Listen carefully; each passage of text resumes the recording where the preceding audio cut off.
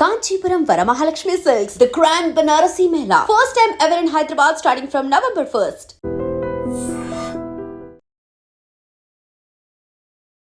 విస్తృతంగా జూబ్లీహిల్స్ ఉప ఎన్నికల పోరులో ప్రచారం అయితే విపరీతంగా సాగుతుంది. నిజంగా మాటల యుద్ధంతో పాటు ప్రచారం కూడా ప్రతి గడప గడపకి వెళ్ళి ప్రతి పార్టీ ప్రజల సమస్యలు తెలుసుకోవడం జరుగుతుంది. ఇక్కడ నవీన్ అన్న పరిస్థితి ఎలా ఉంది, అసలు బీజేపీ ఎలాంటి ఇంపాక్ట్ చూపిస్తుంది, బీఆర్ఎస్ ఏ విధంగా ఎత్తుగడలు వేస్తుంది, ఇవన్నీ పరిగణలోకి తీసుకుంటే నవంబర్ 14న వచ్చే రిజల్ట్ కి నిజంగా చాలా మంది రెండు తెలుగు రాష్ట్రాలు వెయిట్ చేయడం జరుగుతుంది. సో ఒకసారి దాని గురించి అడిగి తెలుసుకుందాం. అన్న నమస్తే. అన్న నమస్తే. ఎలా ఉందన్న, ప్రచారం ఎలా ఉంది, ప్రజలు ఎలా స్పందిస్తున్నారు?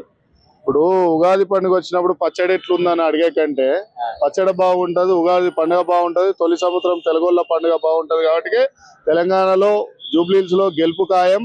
అమ్మవారి ఆశీస్సులతోని నవీన్ ని మేము గెలుపుకొని హౌస్ లకు తీసుకుపోయడం కంపల్సరీ.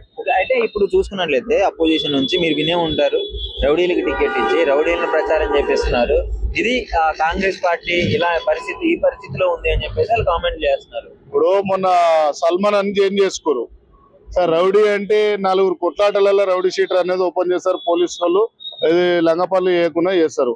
రౌడీలు అనేది పోలీసు వాళ్ళ డిపార్ట్మెంట్. నవీన్ అనేది ఎడ్యుకేటెడ్, మంచి చదువుకుంటూ పీజీ దాకా చదువుకుంటూ మంచిగానే మంచి మనిషి, ఇక్కడ సేవ చేసి ఉన్నాడు లోకల్ గా. ఇప్పుడు సల్మాన్ అనే ఒక వ్యక్తిని చేంజ్ చేసుకొని ఫోస్కో అంటే ఇళ్ళ పడుతుంది, మైనర్ బాలిక మీద అత్యాచారం చేస్తే రేప్ అటెంప్ట్ చేస్తే ఫోస్కో పడుతుంది. పీడీ యాక్ట్ చేసిన తీసుకొచ్చుకొని చేంజ్ చేసుకుని కేటీఆర్ వాళ్ళ నాయకులల్లా కరీంనగర్ నుంచి తీసుకుంటే హైదరాబాద్ లో ఉన్నాయి వాళ్ళ ఎమ్మెల్యేలంతా, వాళ్ళ మీద అన్ని రౌడీ షీటర్లు ఉన్నాయి. ఇలా తిరగరాసుకుంటే అరే ఇప్పుడు అవతలోని మీద బురదేసే కంటే నీ ముఖం మీద కొట్టుకుంటే మంచిగా ఉంటుంది కేటీఆర్ అన్న. ఇక నేను కేటీఆర్ అని పిలవాలి కానీ సరే మేము మా పార్టీ మాకు గౌరవాలు నేర్పించింది కాబట్టి 100% గెలుపుతోని నీకు చెంప మీద కొట్టినట్టయితుంది. కంపల్సరీ చేతి గుర్తుకు ఓటేసి ప్రజలు అతిపెద్ద విజయం సాధిస్తారని తెలుసు. నవీన్ అన్న అంటే ప్రచారం మాట్లాడుతున్న క్రమంలో గల్లీ దాటి బయటికి వెళ్ళరు అని చెప్పేసి ఒక వార్డ్ యూజ్ చేయడం జరిగింది. దాన్ని ప్రతి ఒక్కరు ఇది రౌడీ పాలన ఇట్లుంటుంది, ఇంకా ఇమాజిన్ చేసుకోండి గెలిస్తే ఎలా ఉంటుందో అని సోషల్ మీడియా మొత్తం వాళ్ళు వీడియోస్ ప్రచారం చేయడం జరుగుతుంది కదా, దాని మీద ఎలా స్పందిస్తారు? ఇప్పుడు నీకు అర్జునుడు, శ్రీకృష్ణ భగవానుడు కొన్ని భగవద్గీతలో అక్కడ యుద్ధాలు జరిగినప్పుడు అందరు గొప్పోళ్ళు అంటారు కానీ జలాలల్లా మిగిలింది కర్ణుడు. ఓకే, కర్ణుని పాత్ర వేసుకుంది నవీన్ యాదవ్ 101%. ఇక్కడ మంచోడు కూడా అనేది గల్లీలల్లో మొత్తం. నేను మొన్న ఇక్కడ రైమత్ నగర్ పోతే ఒక చిక్కులు అయినా నీకు ఫొటోస్ కూడా పంపిస్తా. ఆయన షాప్లోకి వెళ్ళి ఉరికొచ్చి నవీన్ అన్న మేము ఓటేస్తామని చెప్పేసి వాళ్ళ కొడుకు పేరు రోహిత్ సింగ్, వాళ్ళు పంజాబ్ వాళ్ళు ఇక్కడ సెటిల్ అయ్యారు. నేను ఇక్కడికి వచ్చినప్పుడు శ్రీశైలం యాదవ్ అన్న 10 రూపాయలు మాకు సాయం చేసిండని చెప్పిండు. సో ఇంకా అంతకంటే గొప్ప విషయం ఏంది, నేను విలువలే ఆయనని. ఆయన కిరాణా షాప్లోకి వెళ్ళి ఉరికొచ్చి చెప్పిండు ఒక పంజాబ్ అతను సింగ్ ఇక్కడ సెటిల్ అయ్యారంట. ఆయన ఓట్లు 8 ఉన్నాయంట ఇంట్లో, 8 నుంచి 10 కంపల్సరిగా శ్రీశైలం యాదవ్ అన్నకి వేస్తా, నవీన్ యాదవ్ అన్నకి వేస్తా, గుర్తు ఏంటంటే చేయి గుర్తు అని చెప్తారు. ఇక అంతకంటే గొప్ప విషయం ఏం చెప్తాను. ఇప్పుడు అపోజిషన్ పార్టీలకి ముఖ్యంగా బీజేపీ గురించి నేను అడగలేదు, మరి బీజేపీ గురించి ఏంటి, ఎలా ఉంది? ఇప్పుడు సూర్యుడు పొద్దుగాల పొడుస్తాడు, మబ్బులు అడ్డం వస్తాయి మస్తుగా, కానీ వెళ్తురు అయితే పోదు కదా. ఓకే, నైట్ లో చందమామ వస్తాడు, మబ్బులు అడ్డం వస్తాయి, వెన్నెలైతే ఉంటది కదా. ఈ రెండు కలిపినోడే మా Naveen Yadav. Okay, hi sir. Hello sir, ఏంటి జూబ్లీహిల్స్ ఉప ఎన్నికల్లో పాత్ర ఏంటి, అసలు ఎలా ఉంది ప్రచారం? జూబ్లీహిల్స్ ఎన్నికల్లో శ్రీ నవీన్ యాదవ్ గారు భారీ మెజార్టీ తోటి గెలవబోతున్నారు. రేవంత్ రెడ్డి గారు నాయకత్వంలో ప్రజాపాలన అద్భుతంగా నడుస్తూ ఉంది. మేము 3 సంవత్సరాలు ఇంకా అధికారంలో ఉంటాము.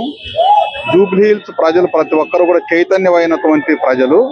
వాళ్ళు తప్పనిసరిగా ఒక మంచి ఆలోచన చేసి నిర్ణయం తీసుకొని నవీన్ యాదవ్ గారిని గెలిపించినట్లయితే, ఆయన యువకుడు, ఆయనకు గల్లీ గల్లీ తెలుసు, బస్తీ తెలుసు, ప్రజా సమస్యలు తెలుసు. ప్రతి సమస్యల మీద ఆయన పోరాడి ఆయన 2వ ఎమ్మెల్యే అవుతారు. ఇక్కడ కంటోన్మెంట్ తర్వాత జూబ్లీహిల్స్ లో కాంగ్రెస్ ఎమ్మెల్యే 2వ ఎమ్మెల్యే అవుతారు హైదరాబాద్ లో.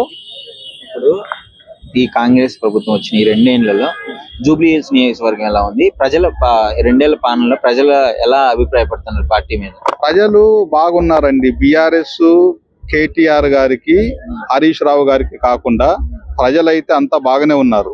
ప్రజలకేం సమస్య లేదు. ఇవాళ మేము ఉచిత బస్సు ఇస్తున్నాము, సన్న బియ్యం ఇస్తున్నాము, కరెంటు ఫ్రీగా 200 యూనిట్లు ఇస్తా ఉన్నాము. అదేవిధంగా మేము సిలిండర్ 500 రూపీస్కి సిలిండర్ ఇస్తా ఉన్నాము. మహిళలు కానీ, పేద వర్గాలు కానీ, లేబర్లో కానీ ప్రతి ఒక్కరు కూడా సంతోషంగా ఉన్నారు. ఎవరు ఇబ్బందిగా లేరు.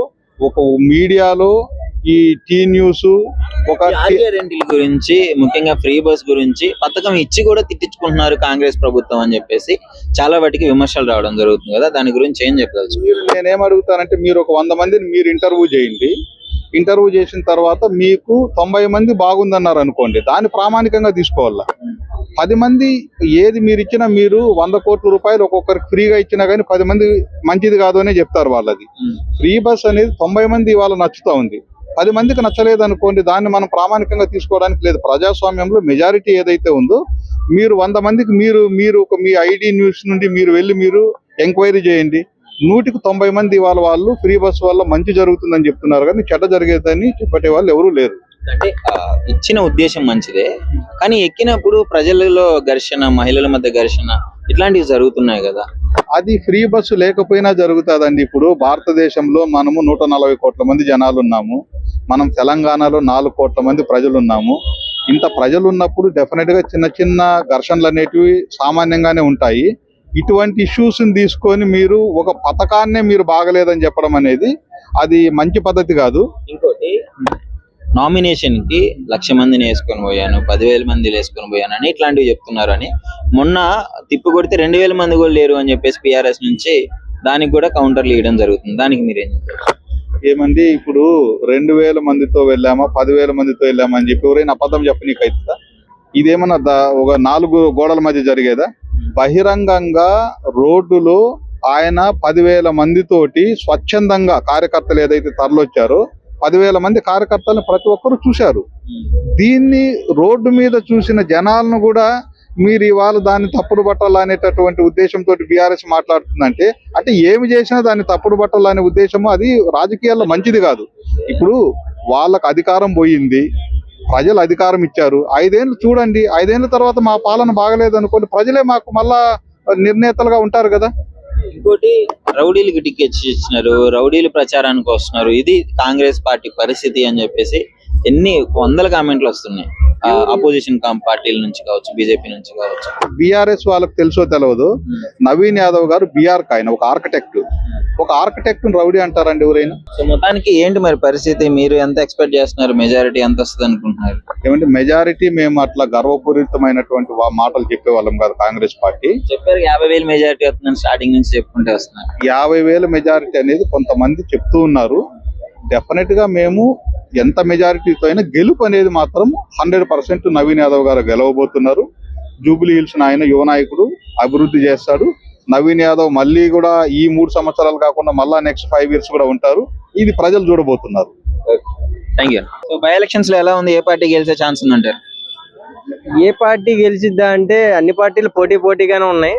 ఆల్రెడీ మనం చూస్తూనే ఉన్నాం. ఏ సందులో చూసిన పాటలుగా ఊరేగింపులతో చాలా సీరియస్ గా చేస్తున్నారు ఈ సంవత్సరం అయితే. కానీ ఎవరు వస్తారు ఏంటని పెద్ద టఫ్ క్వశ్చన్ అయితే అయిపోయింది జూబ్లీ హిల్స్ లో. కొంతమంది దాకేమో నవీన్ అన్న అంటున్నారు.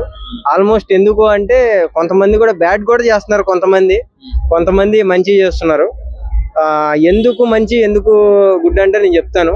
కొంతమంది ఏంటంటే రౌడీ షీటర్ కదా, ఆయనకి ఎందుకు ఎలా పదవిస్తారు, మీరు గెలిపిస్తారు, రేపొద్దున మీరు పదవిస్తే అర్ధరాత్రి మీరు ఏది వెళ్ళాలన్నా సరే, ఇటేపు మీరు ఈసుపుగూడ దాటాలన్నా, రెమ్మత్ నగర్ వెళ్ళాలన్నా, లేదా కార్మిక నగర్, బోరబండ, ఎన్ని ఇటు వెళ్ళాలన్నా సరే లేట్ టైంలో చాలా వాళ్ళ ఇల్లు దాటుకొని మీరు వెళ్ళాలి. కాబట్టి మీ లేడీస్ కి చాలా డేంజర్ గా ఉంటది, అందరూ అక్కడ ఆల మనుషులే ఉంటారని కొంత కామెంట్స్ అయితే నేను చదవటం అయితే జరిగింది. అదంతా తప్పు అండి. అన్న విషయంలో నేను ఒకటే చెప్తా, ఒక అక్కగా, ఒక చెల్లిగా, ఒక అన్నగా, ఒక తమ్ముడుగా అనుకుంటాడు తప్ప ఇలా మీకు అన్యాయం చేసే మనిషి అయితే కాదు. సో ప్రతి ఒక్కరు కూడా ఆలోచించుకోవాలి.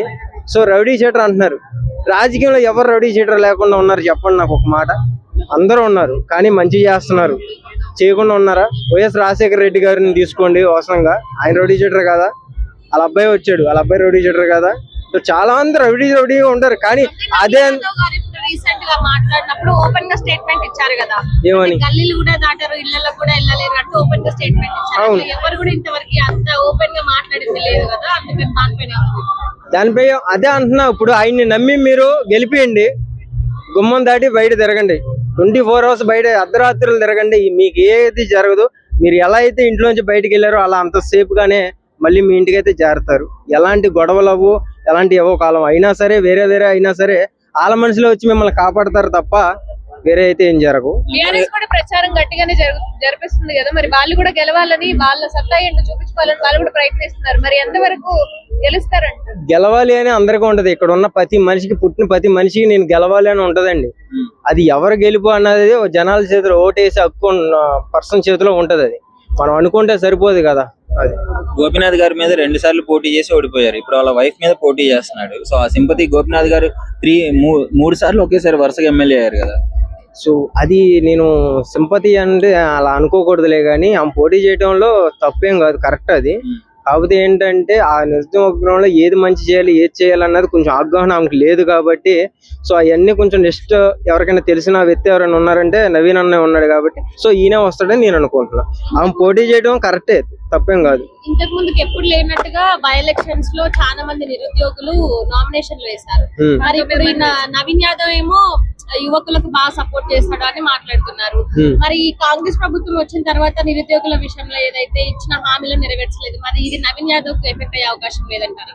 ఎఫెక్ట్ ఉంటది. ఎఫెక్ట్ లేకుండా రాజకీయంలో ఏది ఉండదండి. ప్రతిదీ ఎఫెక్ట్ జరుగుతూనే ఉంటది. కాకపోతే ఆ ఎఫెక్ట్లన్నీ తట్టుకొని ముందుకు వెళ్తే రాజకీయం అంటే కూడా కాదండి. ఇప్పుడు గవర్నమెంట్ ఫెయిల్యూర్ కదా, 300 మంది ఇండిపెండెంట్ క్యాండిడేట్లు ఒక కాన్స్టిట్యున్సీలో నామినేషన్ వేసిరంటే సపరేట్ గా నిలబడ్డారు. గవర్నమెంట్ ఫెయిల్యూర్ అన్నట్లే కదా దానికి అర్థం. గవర్నమెంట్ ఫెయిల్ అంటే ఇప్పుడు ఎవరైతే నిలబడ్డారో వాళ్ళకి జరగలేదేమో. ఇప్పుడు ఉద్యోగాలే గానీ వాళ్ళ అదే వ్యక్తి వేయలేదు, ఒక సమస్యతో వేసారు వాళ్ళు, ఒక వ్యక్తితో వేయలేదు. అవును. సో ఆ సమస్యలకి వేసారు అంటే ఒకటే చెప్తాను, ఇప్పుడు నమ్మి మీరు వేయండి, ఓటేయండి. సో 100% కూడా ఈయన మీకు మంచి చేస్తాడు అనేది నేను చెప్తాను. ఎందుకంటే అర్థమవుతుందా, ఓటేసిందే పార్టీ మీద నెగిటివిటీతో 100 మంది వేస్తారబ్బా. సో జూబ్లీహిల్స్ లో ఇప్పుడు దాకా మీరు మెయిన్ సిటీలో చూసుకుంటే రోడ్లు అన్ని బాగానే ఉన్నాయి. కొంచెం లోపల కింద దిగి సందుల్లో చూసుకోండి ఆ రోడ్లన్నీ ఎలా ఉన్నాయో. ఇప్పుడు చేస్తున్నారు రీసెంట్ గా మన గ్రీన్ బౌచి కానీ ఎన్ని రోడ్లన్నీ కూడా ఇప్పుడు వేస్తున్నారు, ఎక్కడెక్కడ పలకొట్టి చేస్తున్నారు. సో నేనేమనుకుంటున్నానంటే, సో ఈయన వస్తున్నాడని ఇవన్నీ ముందు జాగ్రత్త చేస్తున్నాడని నేను అనుకున్నా. వాస్తవంగా ఇవన్నీ ఆల్రెడీ ముందే పదవిలోకి వచ్చినాయి కానీ వీళ్ళు చేయలేదు అన్నది అయితే తెలుస్తుంది. సో ఇప్పుడైతే అన్ని చేస్తున్నారు కాబట్టి, అంటే ఒక ప్రాబ్లం ఎక్కడ ఉందో తెలుసుకొని ఇప్పుడు వచ్చి అన్ని కూడా ఒక 1 by 1 చేస్తున్నారు కాబట్టి జూబ్లీహిల్స్ లో నవీన్ అనే వస్తుంది నేను అనుకుంటున్నాను. సో ఛాన్స్ మెజారిటీ 50,000 70,000 చెప్పుకుంటున్నారు, అవుతుంది అంటారా? 100%. ఉన్నది 4 లక్షల ఓట్లు బ్రో, ఇంచుమించు. అందులో 50% పోల్ అవుతుంది అంటే 2 లక్షలు. 2 లక్షల్లో మీ పార్టీకే 1 లక్ష మంది వస్తుంది. ఎందుకు రాదని నువ్వు ఎలా నెగిటివ్ చేస్తావు? వస్తుందని నేను అంటున్నా. వస్తుంది, 100% వస్తుంది. ఇదే మైకు ఆ రోజు నాకు పెట్టు, నేను చెప్తా బ్రో వచ్చారుగా బ్రో అని. ఛాలెంజ్ చేస్తున్నారు, 100% చేస్తా.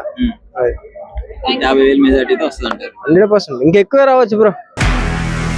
నిజంగా ప్రస్తుతం ఉన్నటువంటి సమాజం దేనికి ప్రయారిటీ ఇస్తుంది? ఆర్థిక సంబంధాల చుట్టూ మాత్రమే తిరుగుతుంది. మళ్ళీ ఎన్నికలంగానే చాలా విరక్తి కలుగుతాను. మంచి అనిపిస్తుంది కదా, లేడీస్ కూడా ఛాలెంజింగ్ జాబ్స్ చేసినప్పుడు చాలా బాగుంటది. ట్రాఫిక్ అసిస్టెంట్స్ గా నియమించిన ట్రాన్స్జెండర్స్ అందరితో సాల్యూట్ చేయించుకుంటున్నారు. ఫుడ్ డెలివరీ ఇవ్వటానికి వెళ్ళినటువంటి డెలివరీ బాయ్ అనిల్ పై కళ్ళ ముందు